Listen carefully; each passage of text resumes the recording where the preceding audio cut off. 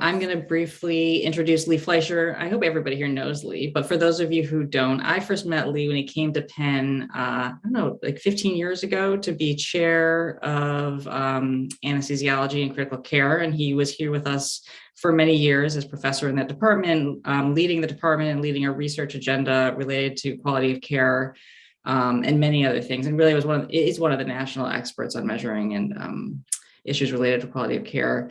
And then in July of 2020, Lee was named the Chief Medical Officer and Director of the Center for Clinical Standards and Quality at the Centers for Medicare and Medicaid Services. And so in that capacity, he's been responsible for executing all national clinical quality and safety standards for healthcare facilities and providers, as well as many other things. And we're very excited to have Lee with us here today to hear about the work that he's done at CMS and his transition from the world of academics here with us at Penn to CMS. So Lee, thank you so much for joining us. It's great to see you here on Zoom. I'm sorry we couldn't welcome you in person, but this is definitely better than nothing. Thanks so much. And I'm going to start my slides, but I had to say, and is that working? You got it. Can you hear me? And I saw Sue Schwartz show up, and I have to say that I still remember that my condition to coming to Penn was I had to meet with Sandy Schwartz before I actually would attend. And it was arranged that Arthur Rubin had to arrange that meeting, and been friends for probably before that. And I really, in honor and in memory of Andy, to come back and talk to you today about my journey, which was so influenced by Sandy and so many others, and David and you now, Rachel, in your leadership of LDI. A little bit about my story, and this actually goes back to a previous visit by one of my mentors and others, Jerry Anderson, who when I was at Hopkins, I started doing policy research, and he one day said, I need to take you over to CMS, and I need to have you talk to the chief medical officer, Sean Tunis. So there's a certain symmetry that I now have Sean's job, or what Sean's job turned into. But really this idea of understanding how the end users would use our information. And in fact, Jerry and I built some models that we use in our pay for performance programs, value-based purchasing programs today. And it was great when I brought them back to LDI. And one of the things that really got me engaged in working with CMS after this was when they went into the whole idea of measuring quality, as Rachel mentioned, this idea of quality metrics around surgical care, which was developed around 2002 to 2004. I became one of the 4 people around the table to develop this surgical care improvement project. And I'm very excited that I now get to think about the next iteration. So a little bit about my story. I was in my 17th year of being a chair out of 18, trying to decide what I would do next. In fact, I had a sabbatical being arranged with CMS and had talked about going in and working with them on a specialty model. On March 2nd, Kate Goodrich, who was a clinical scholar up at Yale, and my immediate predecessor, the one before that being our own clinical scholar, Patrick Conway, on March, she decided to retire from CMS and go into industry. And on March 2nd, I got called by the Deputy Chief Operating Officer, Karen Jackson, said, would you be interested in applying for this position? And it is a career position. I'll talk about that in a moment. March 10th, COVID hit Penn. I was still the chair of anesthesia and critical care, stood up all the programs and got a real sense of what it took. And I think that's very important for my current job, of the clinical burden and the effects of trying to manage the system at the beginning of the pandemic.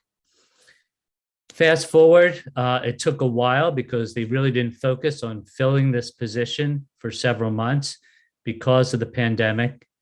Then on May 2nd, got called by the principal deputy, Kim Brandt. And then finally on June 8th, the previous administrator, Seema Burma, offered me the position. And I spoke to our dean, who gave me the ability to take a leave of absence, which I'm currently on. But I said to her, I'd like a month to transition. And she said, not with the nursing homes on fire, and gave me a week. So quickly left Penn and transitioned to my current role. To give you an idea, and what you see on the left of your screen is Chiquita Brooks-LeSueur, the administrator of CMS, and my immediate supervisor. And the right is John Blum, who, for those of you who've been hanging around Penn for a while, John, who's the principal deputy, went to Penn and was Sandy's graduate student or research assistant when he was director of LDI. So the world is really small.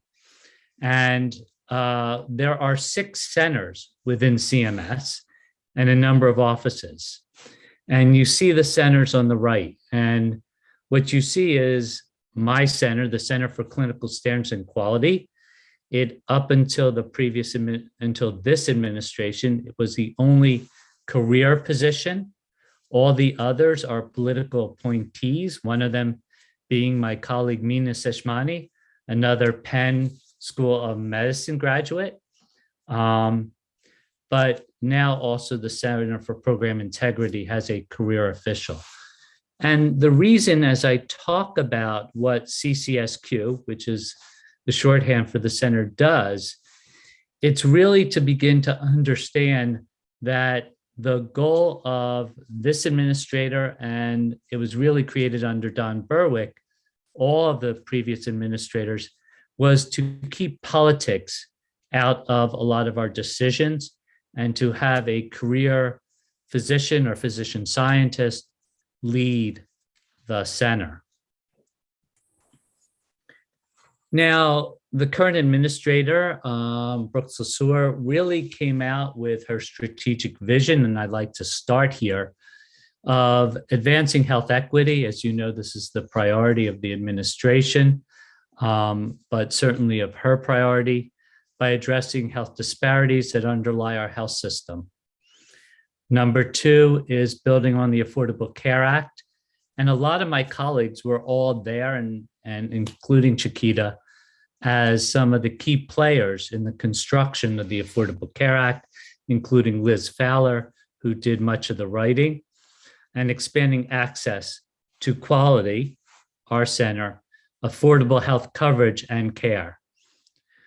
She really has leaned in heavily in engaging our partners in the communities we serve through our processes, driving innovation, and I'll briefly mention the Innovation Center's strategic plan to tackle health system challenges, and promoting value-based person-centered care, and I'll talk more about that.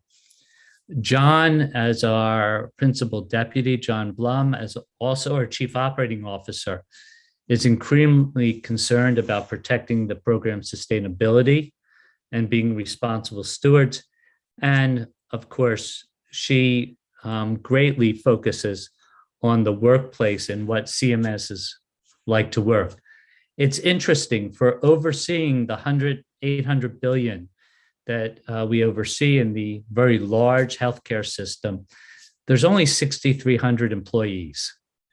It's a very small agency, and that was done on purpose when the Social Security Administration, HCFA, grew out of it, because it was really, they didn't want the government to be as strong, and therefore we use a lot of contractors and a lot of the public sector to do our work. Now, this is CCSQ. So I get to oversee the group that creates the clinical standards. I'll be talking a lot about that today. The quality, safety, and oversight of the 18 provider types, soon to be a 19th, rural emergency hospitals, but it includes long-term care and nursing homes. It also includes the CLIA program, and I'll talk a bit about what I did not expect and what I had to learn about that. We have quality measurement and the quality reporting programs. I'll talk a little bit about that, and MACRA and MIPS and where we're trying to take it, and working with the Center for Medicare on what the future may look like, the payment incentives for the value-based purchasing, coverage, and I'll talk briefly about how we think about the national coverage decisions. And one of the key reasons that CCSQ has a career individual and a medical officer is to make those coverage decisions separate from any payment decisions or cost decisions. And quality improvement. So we oversee very large quality improvement organizations and hospital innovation networks. It's about 850 employees and about $2.4 billion budget annually. And what I've learned a lot about, and for those who have the opportunity to take, I want to give a shout out to my colleagues over in the law school, having taken the Masters of Law Regulatory Law program, as well as more recently relevant, the Constitutional Law program, is a lot is in statute, but even more is done in rule writing. That from statute, we have certain authorities through the Administrative Procedures Act. And Sheila Blackstock, who is the deputy director of my coverage group, along with my senior advisor and myself, published this about the way we create our regulations and the importance that the public, and I consider all of you part of the public, really need to lean in and give us comments.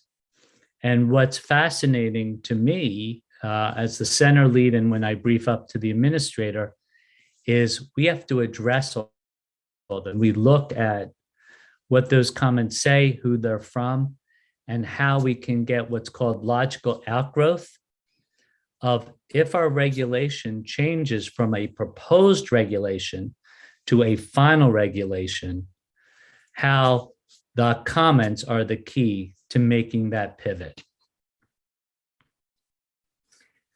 So one of the things, and this is the privilege, I think my center feels they hear a little too much about Penn, was the way we at Penn think about data and how data needs to be information.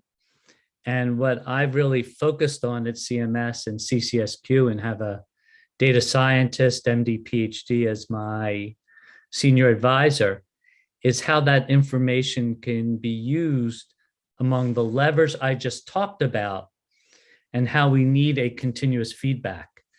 So spending a lot of time, and I think Rachel, in your role at LDI, will be excited to hear, trying to think about how we, in the future, and this is a request of the deputy administrator, principal deputy, can ensure that all the data we have in our quality payment programs, with the claims data, with other data that exists at CMS, can be used internally, but also by the academic community to help us really address key problems. And in the nursing home sphere, you're going to see the turnover rates.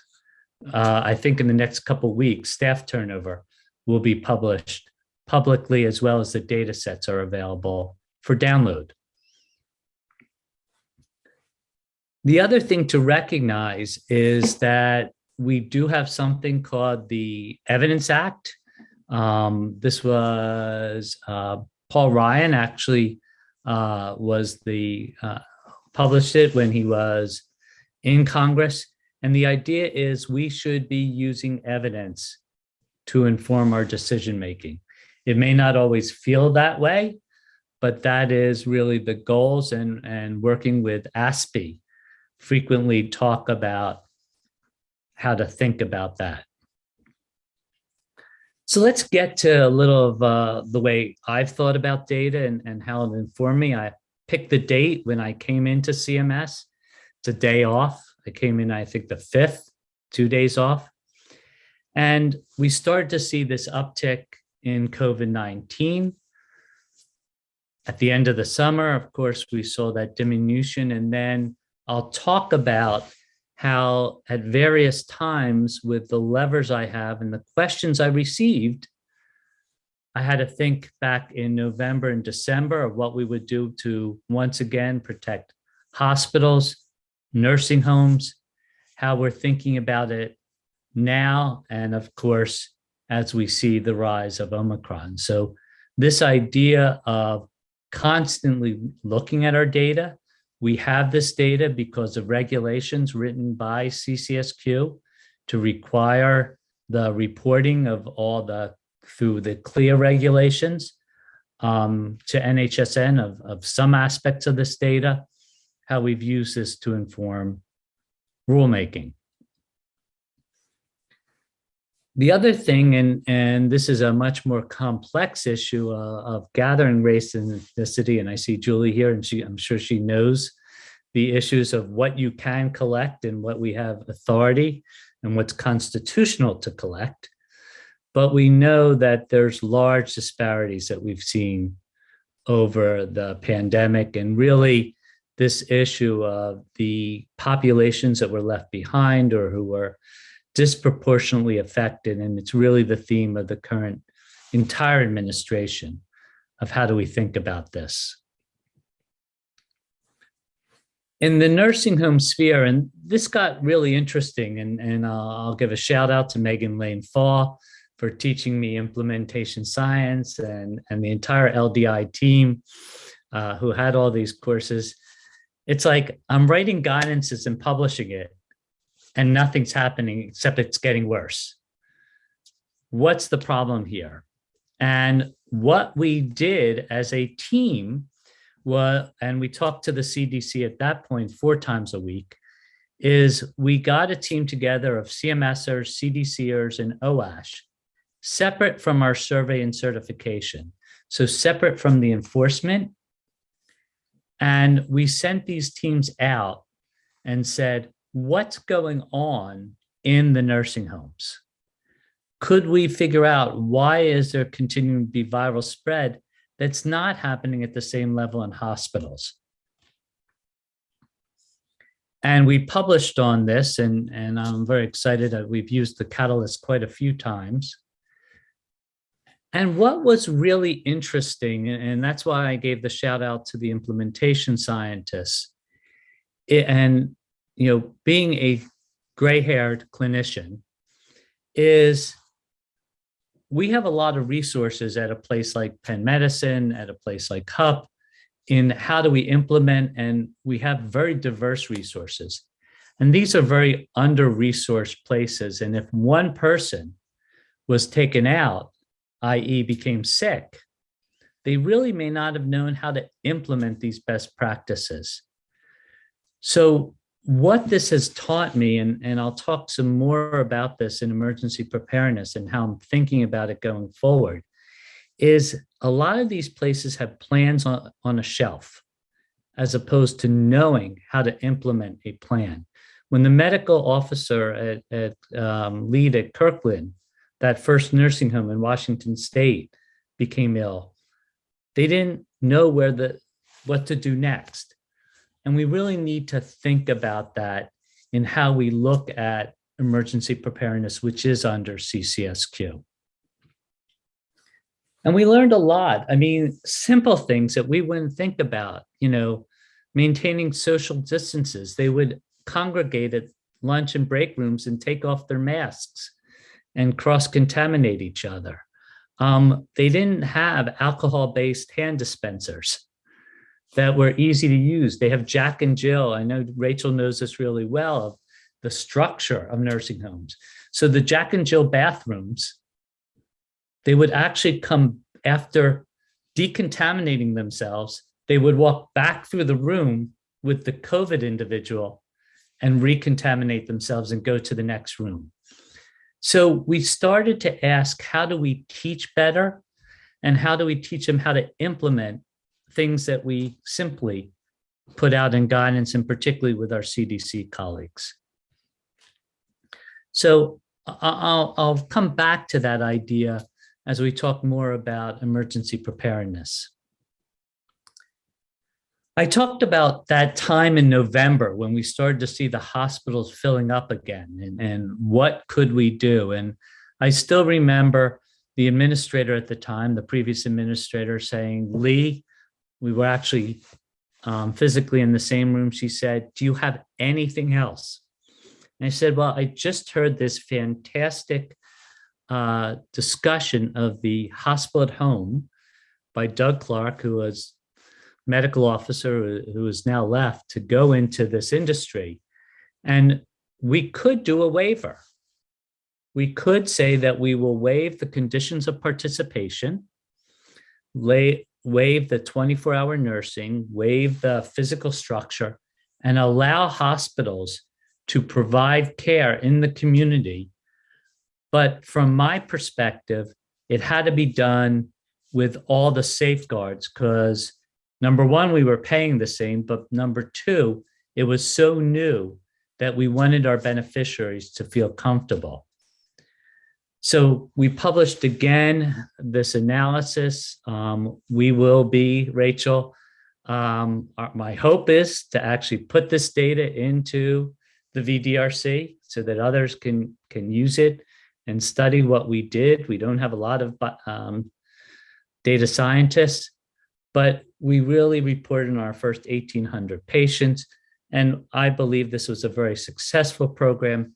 And now I know the NAM is doing a follow-up on this, and I'm working with my colleagues in the Center for Medicare and CMMI, Liz Fowler, to what should be the future of hospital at home, as well as how will Congress give us certain authorities that we only have because of the public health emergency. So how I'm starting to think about quality and where I want to take our national quality strategy, which under Michelle Schreiber, my deputy for quality, she's developing, and we hope to have out over the next few months, is this idea that our conditions of participation, so those minimum standards, are really the bedrock that everyone must meet. We have surveying and enforcement that will really ensure those minimum standards. And you may know, so the accrediting organizations like the Joint Commission reports up to this position, and the state survey agencies. And with the states, it was very variable because each state reported to a region and there was no consistency. That's now been consolidated under CCSQ. And how can we ensure that minimum standard across all, and that it includes the ability to implement not just the plans? That the highest is what the administrator has defined as high quality, best value, patient-centered care, and what I think is critical is in a resilient framework. And that the drivers of change are the CMMI payment models, the value-based purchasing models, we have quality improvement, and we have quality measurement that says where from that minimum to the highest you are for the individuals to look at themselves, and I'll talk more about this, and the public can see. Now, back to mixed methods, and something we do really well at Penn. And we had hired a contractor who wanted to look at what happened. And actually one of their people trained at Penn, one of the contractors at BCG, and said, what can we learn if we send people out and do interviews by looking at places that did really well and places that did poorly? And I made them create a conceptual model, a la how we think about things. And you can see all these implementation drivers.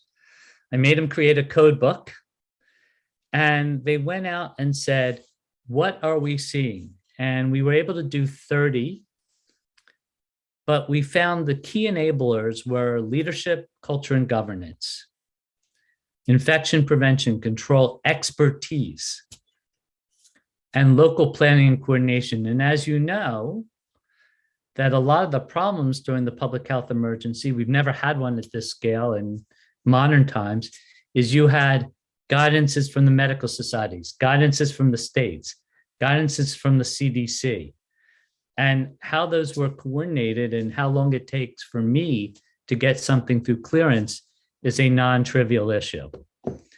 And then we have the hard things, planning for underserved and vulnerable populations. We heard one phenomenal story. Data reporting that was driving everyone from a burden standpoint had significant burden implications. Whether or not they could get the technical assistance, and again, managing that guidances. And we're writing this up now because we think it's really important. But depending on whether it was a large or critical access hospital or a large or a rural nursing home, we found different things. So the Penns of the world had a lot of the enablers and fewer of the challenges. But you look at the critical access hospitals, they didn't have an infection prevention and control expert. They should really be hooked into a system as we think about it afterwards, where they could get that help.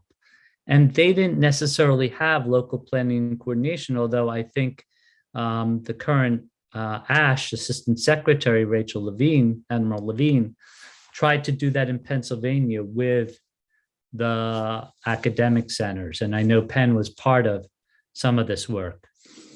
That the people who plan best for vulnerable populations was actually the critical access hospitals. They thought about the population they served. Did an amazing job from when we interviewed. And then the rural independent nursing homes really had none of the enablers and none of the challenges. So as we think about this post-pandemic, really building equity into our conditions of participation, and we've had some requests for information about how we think about the way our governing boards and others look at equity, really think more about emergency preparedness and what that means in the modern world, that connections, not going to a consultant and buying it off the shelf, and ensuring that we survey to that in a consistent manner. I just wanted to mention the other survey area that's taken a lot of my time lately, and that's CLIA, the certified laboratory. And you may have heard of the Center for COVID Control, which is these pop-up centers that have occurred in Chicago and lots of cities, and whether or not they are appropriately overseeing the way that these labs are functioning in assessing COVID status. So in the last week, there's been a lot of investigations. We sent a team in of state surveyors via CCSQ, and you can see my comments here that have been in the news about that it's our center. It's a joint CMS, FDA, CDC project, CLIA, but our center is really about the oversight and ensuring adequate labs. And for anybody interested in seeing CMS and CCSQ's involvement in the Theranos story, they can read the chapter in Bad Blood about what happened. But I want to give a shout out to Liz Fowler, my colleague in the Center for Medicare and Medicaid Innovation. And this is her strategy. And you can see here, driving accountable care, health equity, innovation, affordability, and partnership.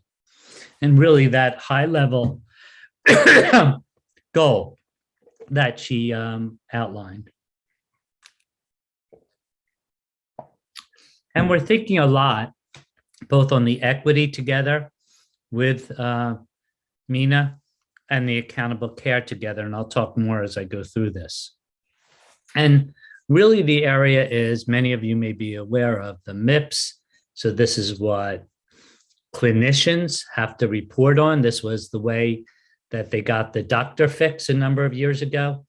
And it's a very complicated program, and it was created to drive improvement although the goal was to get people on the way to advanced payment models, hence the resource use, clinical improvement, and quality put together.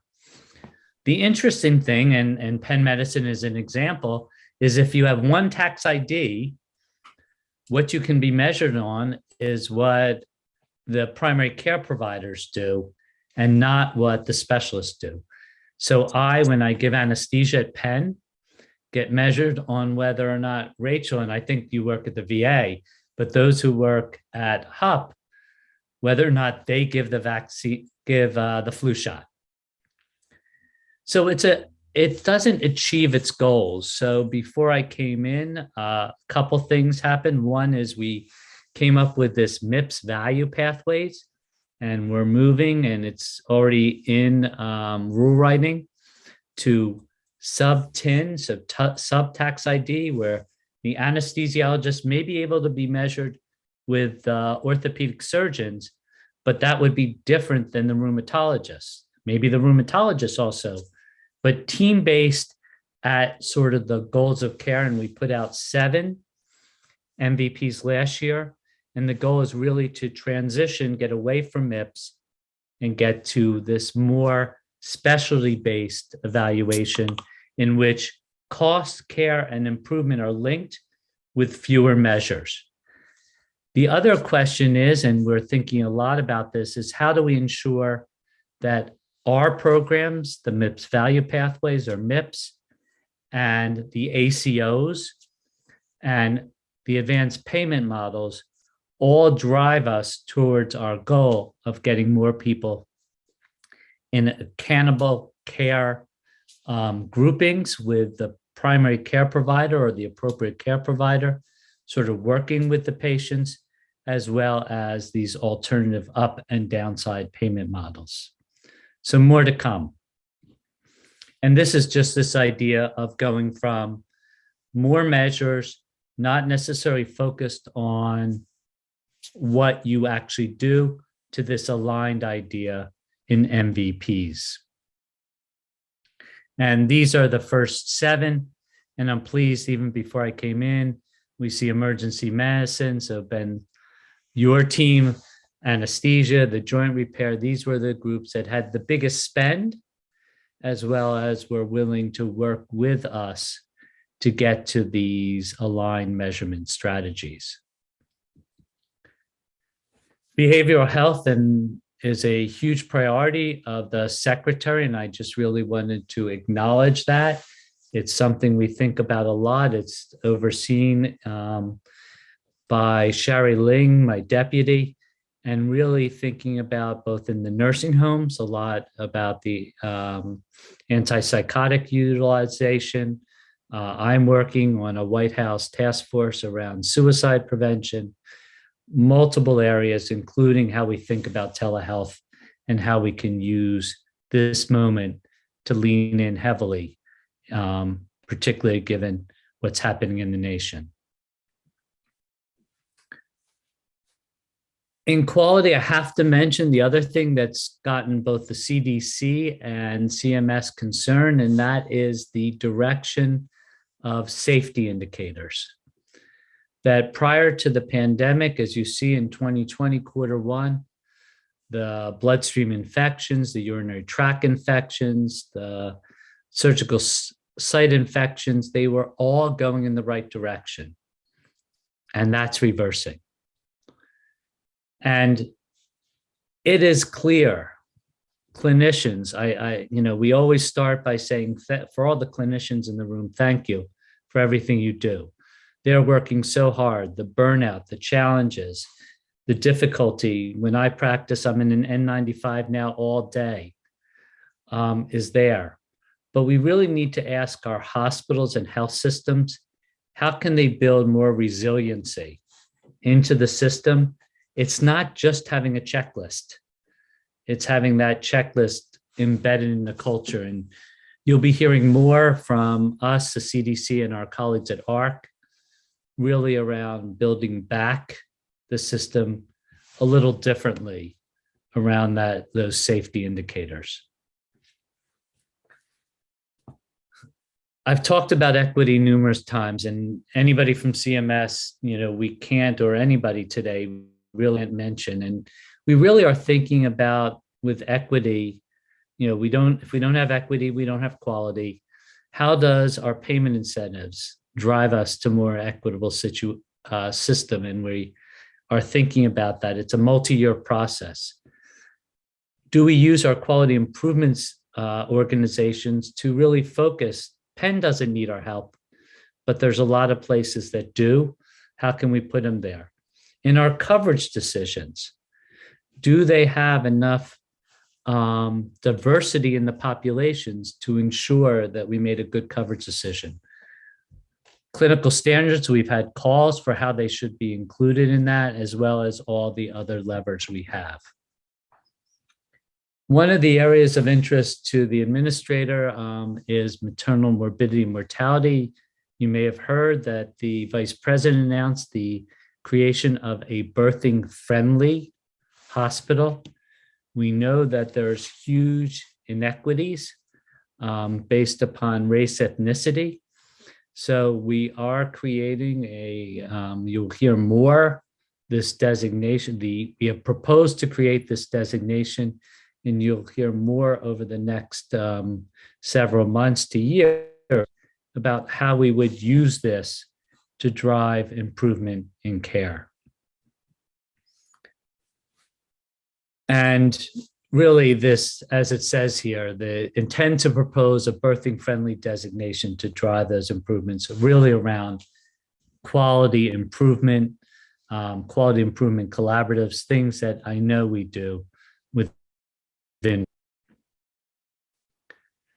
I also am involved, there's an Office of Climate Change and Health Equity. How do we, one of the reasons I'm involved is as anesthesiologists, we're one of the big polluters. We're part of the group that are anesthetic gases. Some of them are, how do we think about, and we're delivering, how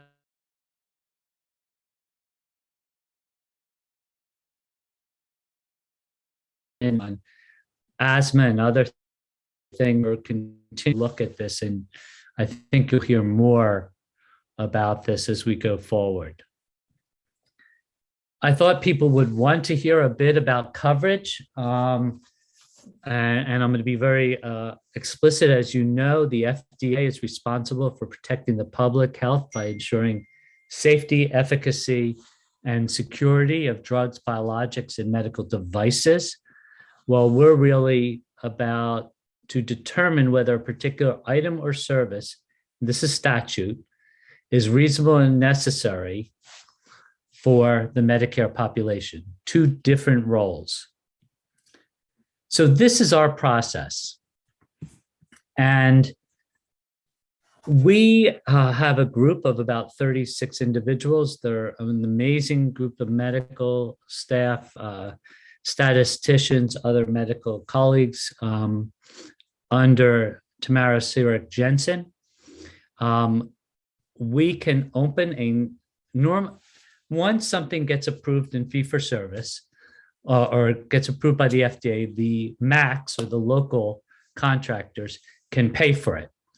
They can either pay for it on a claim-by-claim basis, they can pay for it by making a local coverage determination, or there can be a national one. If we decide to open a national coverage analysis, an NCA, after a national coverage request, we have a 30-day time period in which we take comments. We then do a staff review. We propose a decision memo that is posted. There's another 30-day time period. And then we get to a final decision, as you see in the large oval circle. If we want to use our advisory committee, which is the MedCAC, which I know a lot of people from Penn have been involved in, then we can also go through that pathway. So, for example, we just proposed an evidence-based coverage decision using relevant public available evidence and feedback. from stakeholders around the issue of monoclonal antibodies that target amyloid for the treatment of Alzheimer's disease. So as part of that process, it's important to note, as I said, CMS does not consider the cost of a medical item or services when determining coverage. Even Medicare payment rates and codings are developed outside of the NCD process in a different center within CMS. So as part of the process for the monoclonals, we had 131 comments, held 2 national listening sessions to hear feedback from the public. We did an internal review of all public comments received, did an internal literature review on the topic across multiple databases, engaged the NIH librarian and a contractor to conduct an independent literature review. The team identified 250 peer-reviewed documents relevant to the national coverage determination analysis, and we included that in the national coverage decision that was posted about a week and a half ago. So we believe that any appropriate assessment of patient health outcomes must weigh both the harm and benefit before arriving at a final decision. And now we're in the comment period about that decision, which I'll talk about in a moment. Because what we determined is that coverage with evidence development, given the potential for harm and the important questions that remain regarding this class of drugs, that's the right decisions for patients, clinicians, and caregivers. So in the next slide, I'm really talking about CED. And on January 19th, my team released the first CED decision in 2020 in a number of years. And we do believe this is an important tool that we can use because the beneficiaries seek access, as you hear. We have evidence development and beneficiary protections, and the difference between, as I talked about, the FDA and the CMS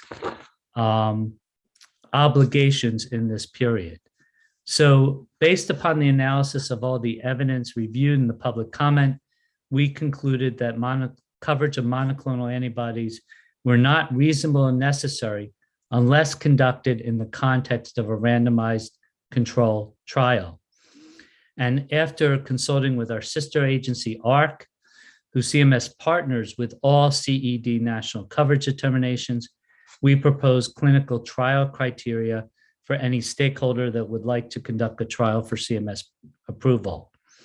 And one of the requirements of the trial is that it is diverse and representative of the Medicare population with Alzheimer's. And since we are in a comment period, I cannot take any questions about this, but I urge anyone who has any thoughts to please go online. It's easy to find our coverage site and submit a comment before the period ends. I believe it's February 11th.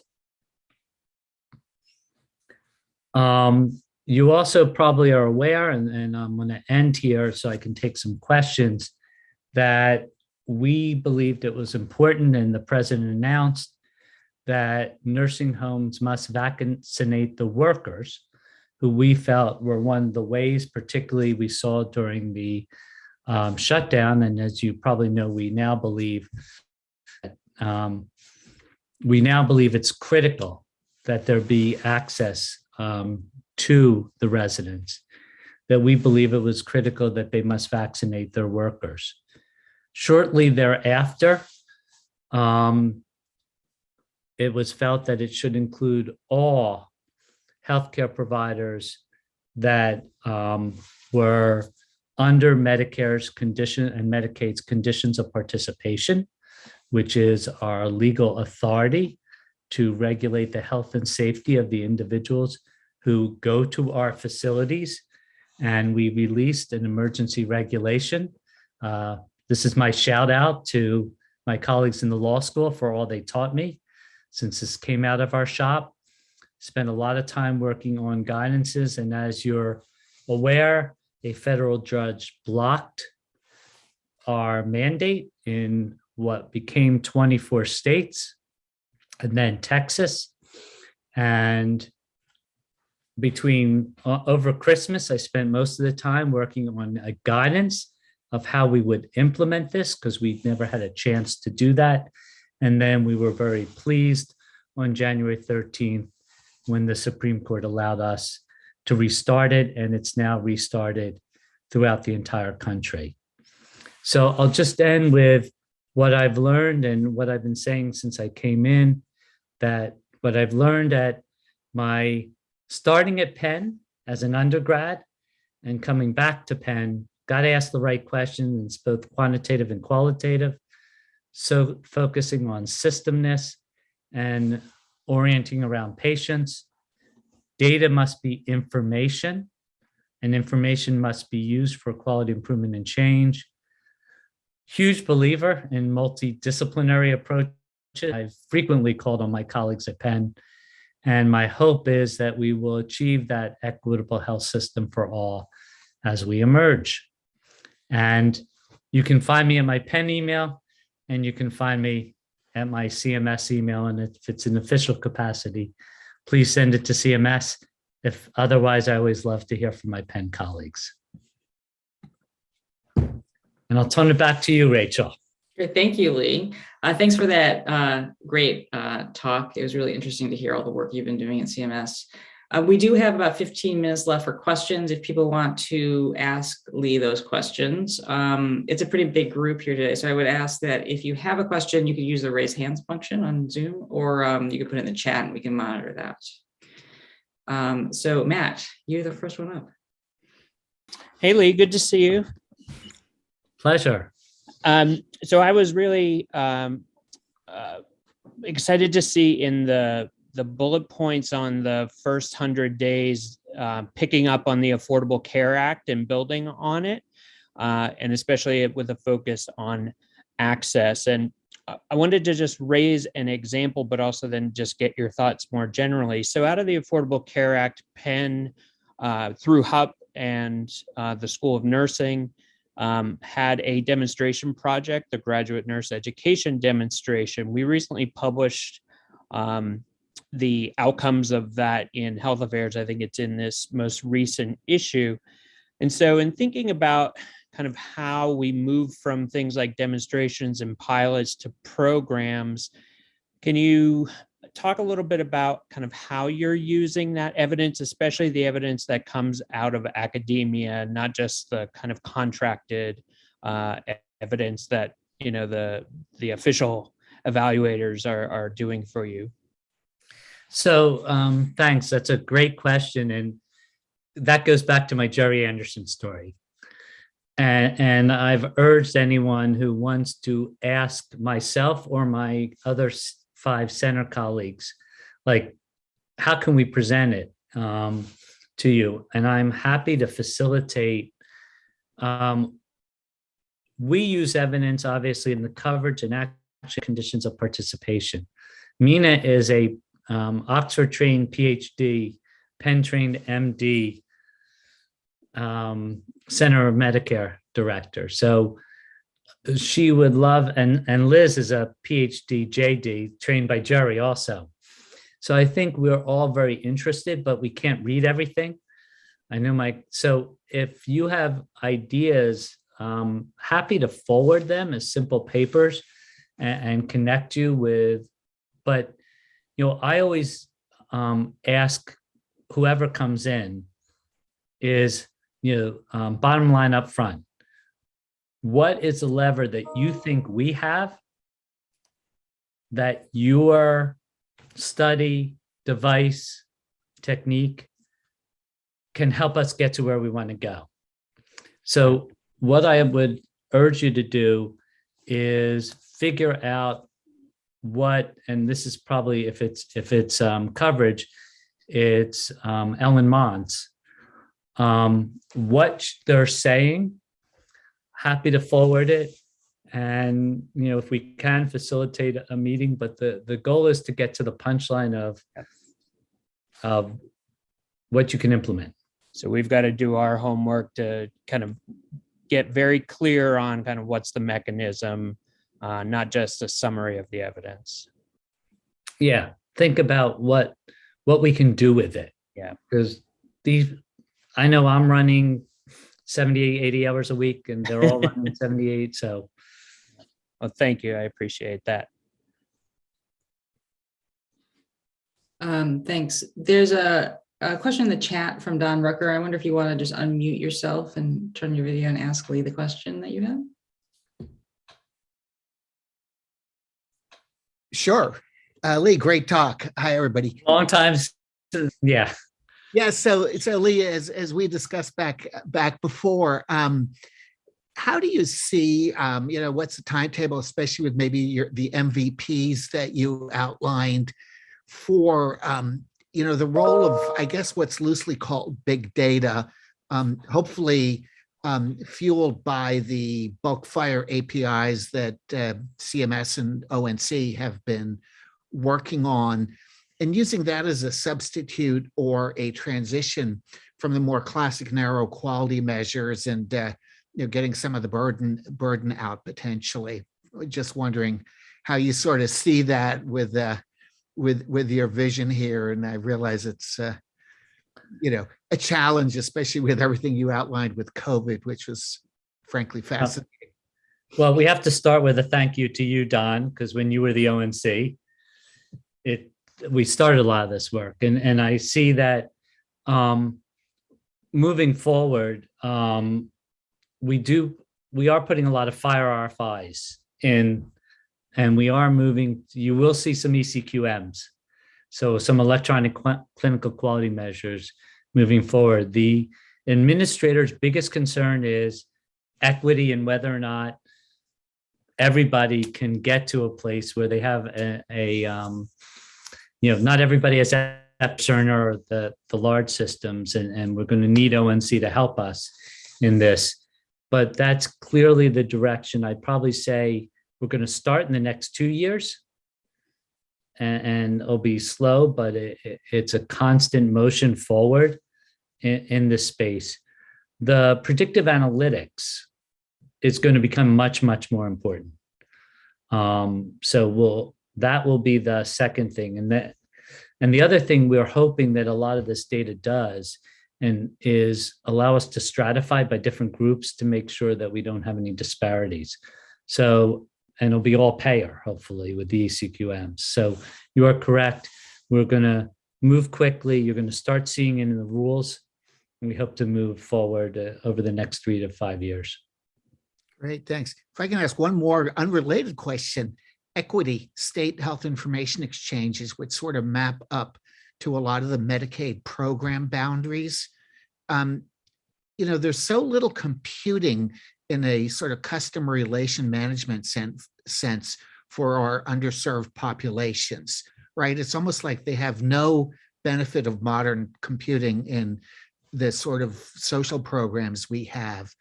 Do you see any, maybe it's not CCSQ, but do you see any movement in using all of the data that the state HIEs have or could do with things that aren't typically CMS programs? So group homes, jail, shelters, those types of populations. I honestly don't know the answer. It's so complicated of what we're allowed to do. So sorry. And I do see Sarah here, but if she wants to turn on, because I have to give it a shout, because she was the one who did our work in the emergency preparedness. So thank you, Sarah. Thanks, Lee. Anything else I can?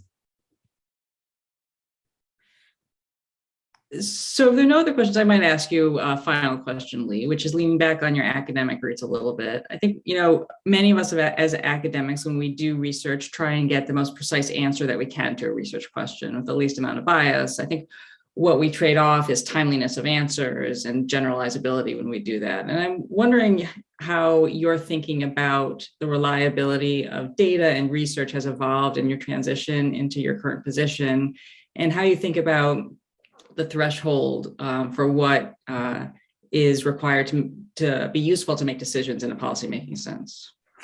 Yeah, that's incredibly helpful and incredibly key question because it depends on what we're using it for. As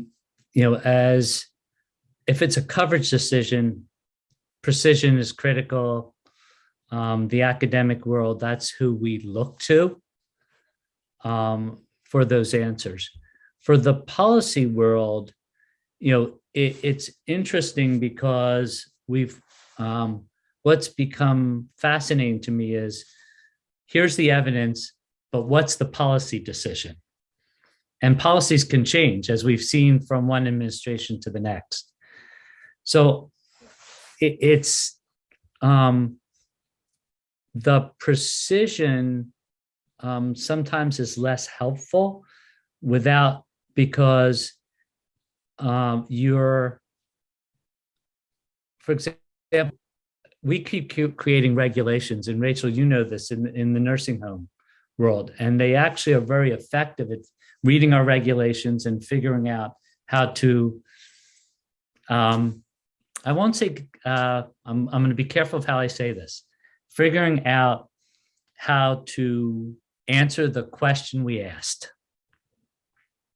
I'll put it that way. And so I think the more and the other thing is people keep bringing solutions to me and trying to sell. They say we have a huge budget and sell me on a solution, but I don't own the lever to actually use that solution. Sometimes it's used, the hospital. It's about the hospital and really it's a CMMI model, and you've got to convince the hospital to use that novel lever. Or it's actually Congress who needs to change it. And back to the nursing home, questions of appropriate staffing. I don't have the authority to ask about certain I can ask the staffing, but I have limitations of what I can require as a minimum. So the question is, who do you want to influence? We have enough people in CMS now who appreciate the science, but it's actually the legislators who will make the decision. So I don't know if that directly answers your question, but I'm learning more and more about that sort of the limitations of what we can do and what we use to make those decisions. Well, thank you. I know that you have a hard stop at 1 p.m. So rather than taking another question, I know there's a couple more questions out there. We will give you a 2-minute break before your next meeting. But before we do that, I want to thank you for coming today. It was really such a wonderful talk. It was so great to see you again and great to hear about what you're doing. And I hope that we have many more opportunities to interact with you in the coming months and years. It will be a pleasure. And seriously, send me an email on my Penn email if you have an idea and want to know how we would think about the approach you're taking, whether we could use it. That's really the question, not if it's smart. Let me make that clear. You guys do incredible work. It's whether or not we could use it. Thank you. Thank you.